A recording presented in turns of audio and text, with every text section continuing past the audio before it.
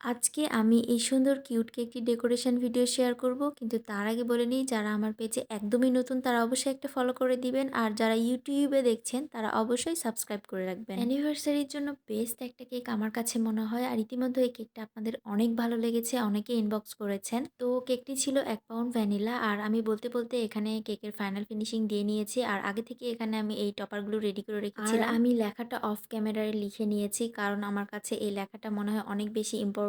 একটু যদি এদিক ওদিক হয়ে যায় তাহলে কেকের পুরা লুকটাই নষ্ট হয়ে যায়। আমি একটা একটা করে টপারগুলো কেকের উপর বসিয়ে দিচ্ছি। আমার কাছে এই কাজটা খুবই ভালো লাগে। আর এইটা করার পরে কেকের পুরা লুকই চেঞ্জ হয়ে যায় আর অনেক বেশি সুন্দর লাগে। তো রেফারেন্স পিকচারে এখানে 2টা হার্ট শেপের টপার ছিল। তো আমার কাছে মনে হয়েছে এখানে আরেকটা দিলে আরো বেশি বেটার লাগবে। এজন্য আমি আরেকটা অ্যাড করে দিলাম। আমার অলমোস্ট টপারগুলো সেট করা শেষ। এখন আমি এখানে কিছু সুগার বল অ্যাড করব। আর সুগার বল অ্যাড করার পরে কিন্তু এর পুরা লুকটাই চেঞ্জ হয়ে যাবে। তারপর আমি একটা একটা করে সুগার বলগুলো সেট করে নিচ্ছি। আর কেকটা কিন্তু কাস্টমাইজ ছিল, তো আমি সেভাবেই করার ট্রাই করেছি। আর কেকটা কিন্তু কাস্টমারের অনেক বেশি পছন্দ হয়েছিল মাশাআল্লাহ। কেকের video step by step upload করতে কিন্তু অনেক লং হয়ে যায়, যার কারণে কেটে যত শর্ট আকারে আপলোড করা যায় আমি সেটাই চেষ্টা করে থাকি। আমার কেক অলমোস্ট রেডি। আমি এইভাবে কেকের চারপাশে সুগার বল অ্যাড করে নিচ্ছি। আর আপনাদের কার কার কেমন লেগেছে অবশ্যই কমেন্ট করে জানাবেন। এর আগে আমি কেকটির একটা ভিডিও অলরেডি আপলোড করে দিয়েছি এবং পিকচার্সও শেয়ার করেছি। আর এই হচ্ছে কেকের ফাইনাল লুক। তো যাই হোক, কেমন হয়েছে সবাই জানাবেন। আল্লাহ হাফেজ।